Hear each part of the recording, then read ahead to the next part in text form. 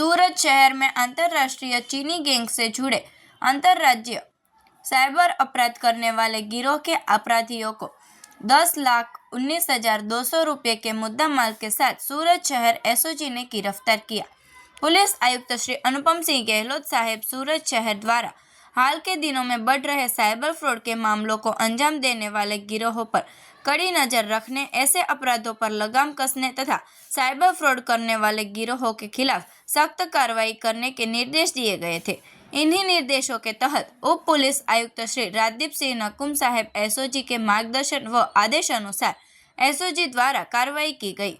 इन निर्देशों के अनुसार एसओजी के पीआई श्री एएस सोनारा साहेब द्वारा साइबर फ्रॉड करने वाले गिरोहों द्वारा अपनाए जा रहे नए तरीकों का गहन अध्ययन किया गया।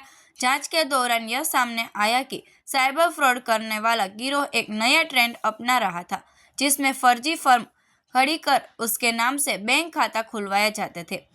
इसके बाद लोगों को पैसे का लालच देकर उनके नाम पर करंट और सेविंग बैंक खाते खुलवाए जाते और उन खातों में साइबर फ्रॉड से प्राप्त रकम ट्रांसफर की जाती थी।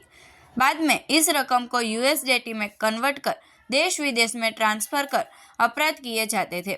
ऐसे गिरोहों पर नजर रखने के लिए एसओजी द्वारा अलग अलग टीमें गठित की गई थी। इस दौरान पुलिस उप निरीक्षक श्री एमडी हड़िया साहेब की टीम के पुलिस कर्मियों सहायक हेड कांस्टेबल संजय भाई पाताभाई तथा सहायक हेड कांस्टेबल रमेश भाई मनुभाई को उनके निजी व विश्वसनीय मुखबिर के माध्यम से सूचना मिली।